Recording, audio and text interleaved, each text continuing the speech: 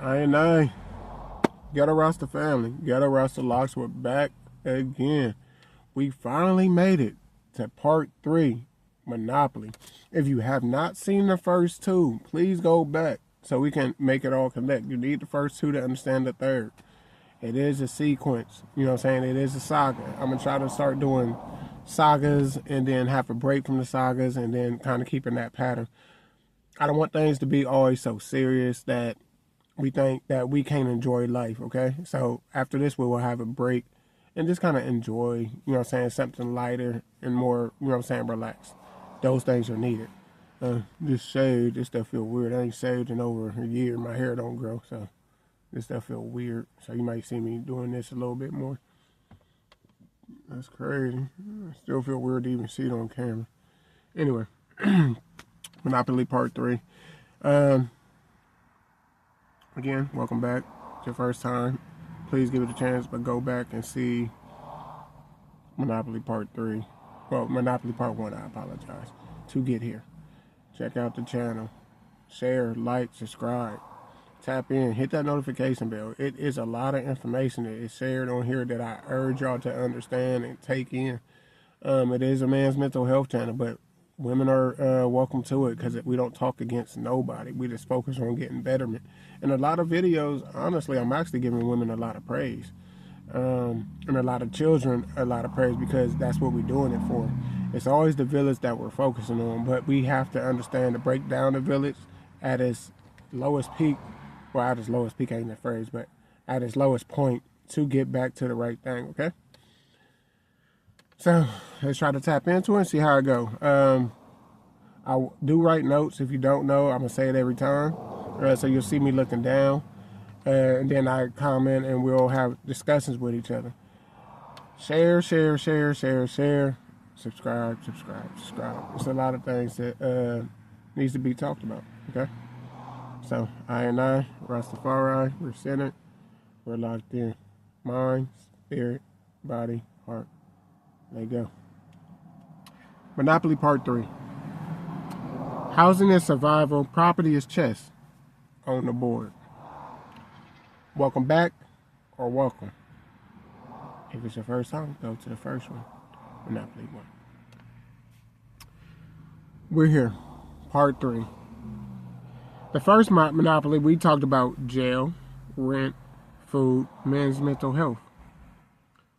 Part 2, we talked about utilities, railroads, transportation, men's mental health. Now we have to tie it all together with Part 3. Housing is survival, property is chess. On the board. Rewrite the rules of men's mental health. Okay, so ideally, again, we talked on how jail on the board. We really took the board and tried to apply it to life on how it was structured. And hopefully it made sense along the way. Hopefully people was been commenting, seeing comments, trying to apply it, and we get to a ground of a discussion where we can understand each other, because this is the only way we start finding understanding. If we ask questions and we answer questions along the way, because it's imperative for us to get there with an understanding. We have to understand each other to get there. You can't do it by yourself. I can't do it by myself. It's all in unison, and we can agree to disagree on small things and move forward, as long as we don't have a big disagreement and part ways. That's all this is about, my brothers. It's all this about, my sisters. It's all this is about for making sure that that youth is protected in the right provisions to make sure they get to that next level. Let's make sure we do that, okay? So segment 1, housing is survival. Let's keep it real. Without housing, you're not even playing the game. You're not even surviving. A roof over your head ain't just walls. It's a breath. It lets you rest. It gives you peace of mind.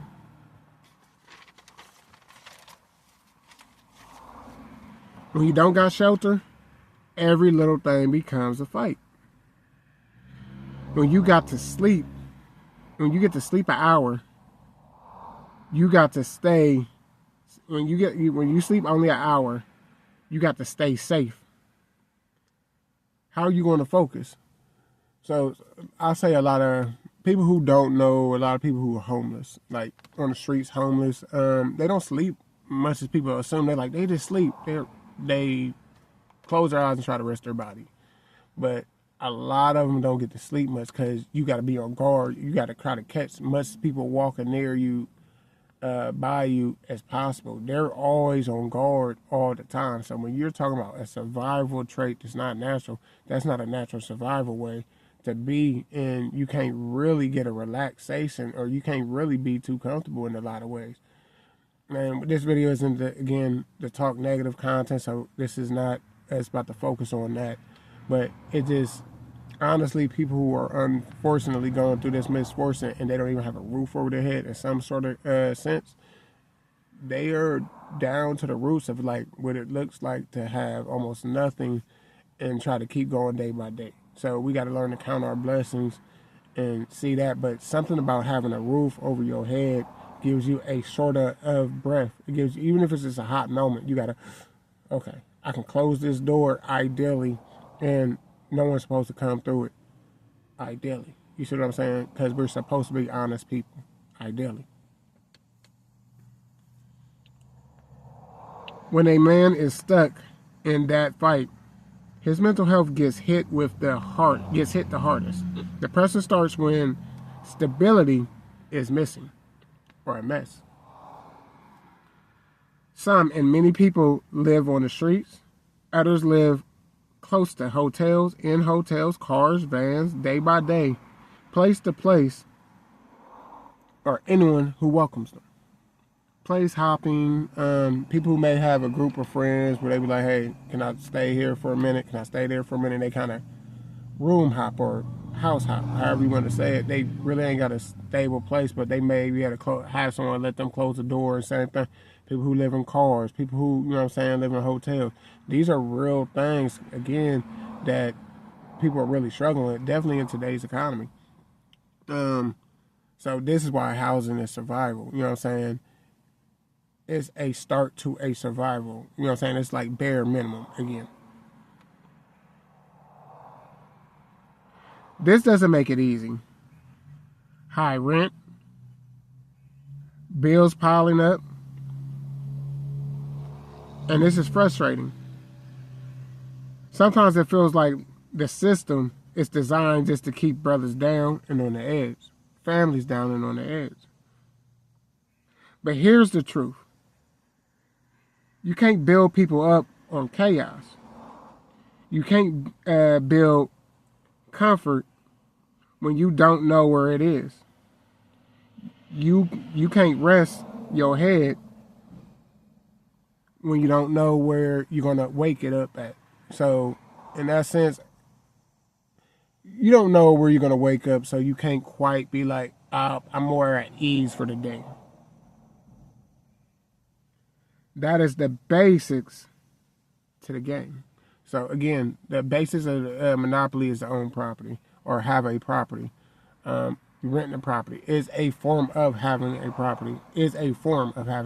Because by doing so, again, it's closing that door. That's, you know what I'm saying? You may be struggling, but again, you have a place ideally to put your head. You have a place ideally to do these things. We got to talk about a piece at a time. So we're talking about basic needs for people to be in today's society and how it's built from Babylon, to be like, hey, this is what we got for y'all. This is how we need y'all to meet it. And this is what we understand of what we need to do to have basic provisions to be like, okay, I'm doing something in the correct way, so to speak.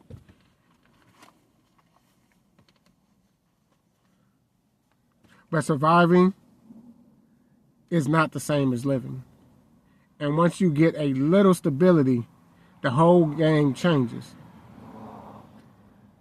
That's when surviving turns into strategy.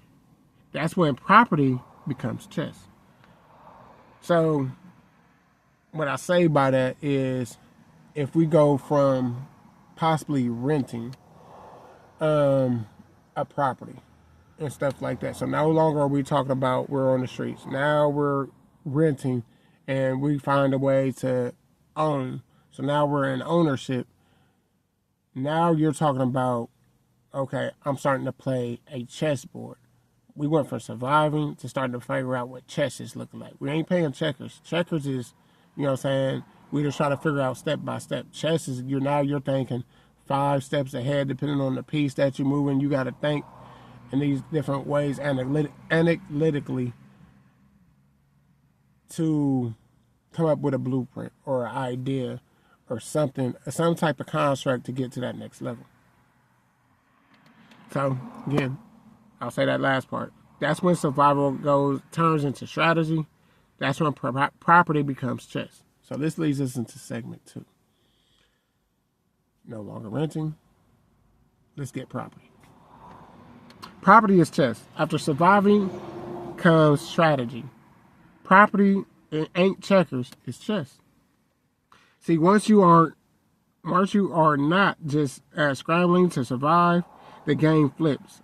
It is no longer about can you move forward one jump at a time. It turns into how can you move, setting up for the next 5 years.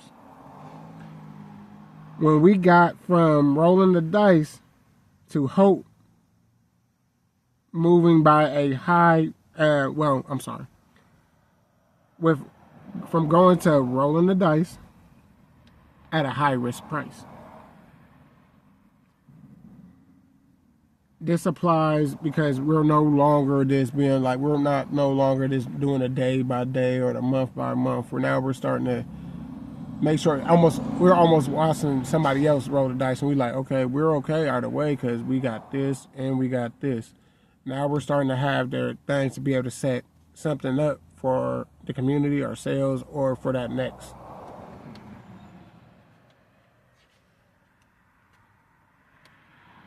So, with that being said, changing the price and changing the rules and watching other people roll the dice is no longer you playing day by day. You're watching those play day by day. Go from finding a place to renting a place to owning a place to leasing a place. Because we all need a place to stay. And they know we all need a place to stay, ideally. So that's where they get this idea of saying, hey, you know what I'm saying, we're going to raise this rent at a high rate. Inflation, stuff like that. And understand, I'm not just talking about the people who own property and they, you know what I'm saying, they raise it high. We're talking about the people who really own the power of the board. You know what I mean? Like, who like, okay, it's time for inflation. And these illusion of these different ideas. And we'll get into that in another video because I'll teach y'all why inflation is an illusion. But for the powers that be making the different landlords at times raise prices, you are no longer on that side of it. You know what I'm saying? Doing that, you go from that to being the person who unfortunately maybe sometimes raising it, but you still are receiving money into your pocket. And you can kind of rewrite those rules. And it's still safer for yourself to be the person who hopefully owns compared to renting and who is on the street. Learn to respect the property comes from the land itself. Doesn't mean everyone wants to park. Oh, I'm sorry. Learn to respect the property for the land it is. Doesn't everyone want to own Park Place on the board? And that little space is where you find a little more freedom, a little more open to the world. Over time, maybe even owning Boardwalk. Now, you got it. You got power moves. You have ownership. You have long-term generational wealth. We all know, if you know the Monopoly board, you know, Park Place and the setup of Park Place. And then you also know Boardwalk. Those are two of the greatest pieces on the board to bring you the most wealth. And when you start honestly owning a lot of wealth and things like that, you start having the power to rewrite the rules in which is placed upon us. of overpressors, you know what I'm saying, and these things. So we're starting to now go from living on the streets to renting property possibly to owning property or maybe even our own, and then owning other properties and assets, less liabilities. And now we're getting into where we like, okay, these are places that we own.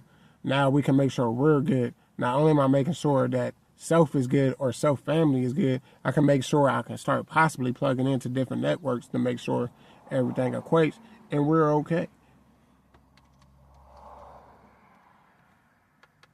My apologies. I gotta find where I'm at now. Yeah. Oh, shoot. Okay. So that leads us, I'm sorry, into segment 3. The game understood. Y'all ready for this now? I'm gonna try to break it down. The dice represents circumstances.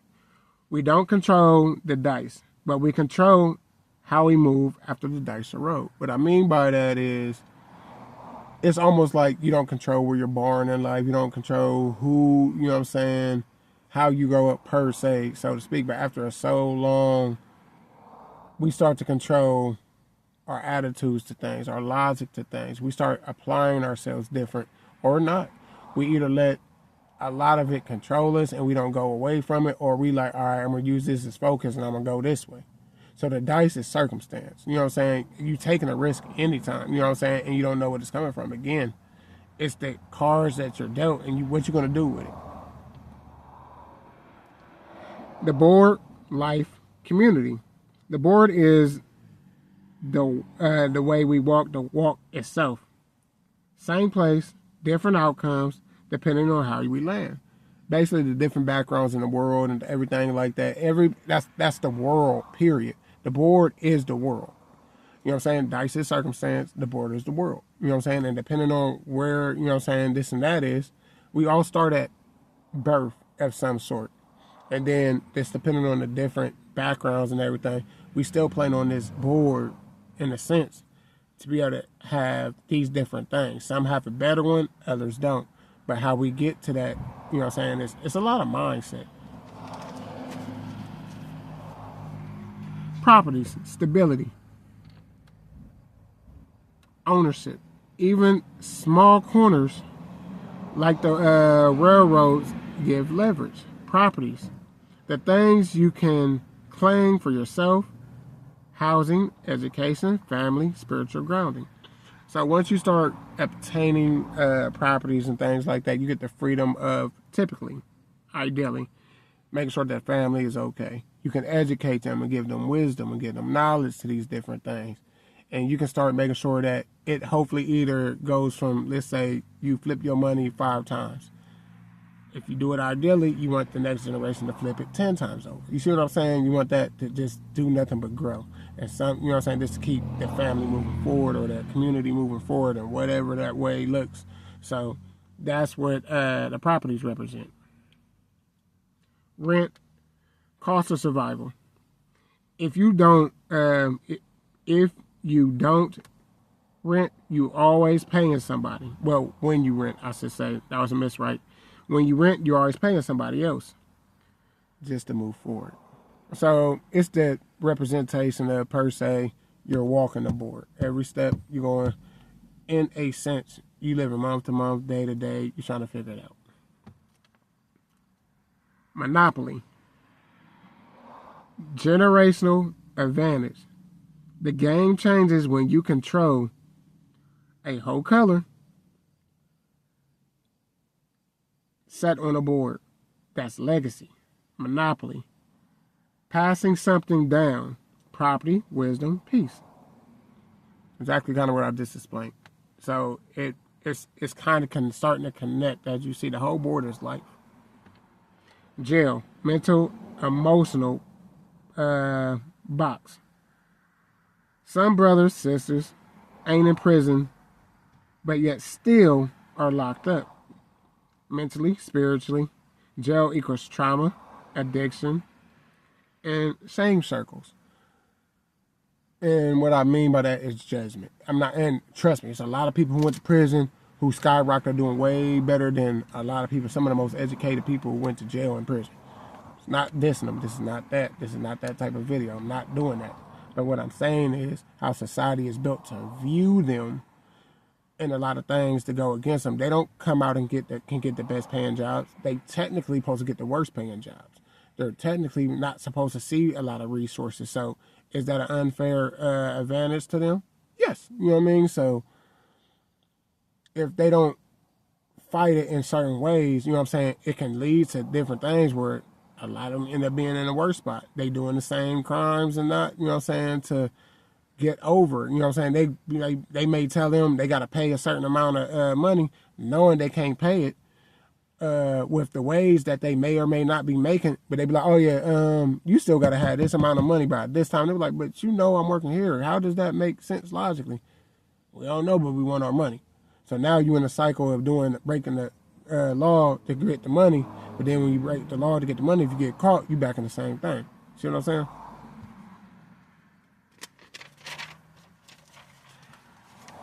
Bankruptcy. Burnout. Most men don't go bankrupt financially first. They go bankrupt in spirit, mental collapse, and losing hope. So when you feel like the world is so much against you and everything of that nature, what I mean by that mental collapse, you give up. Because you was fighting this whole time. We already know how much they like the man's supposed to keep going.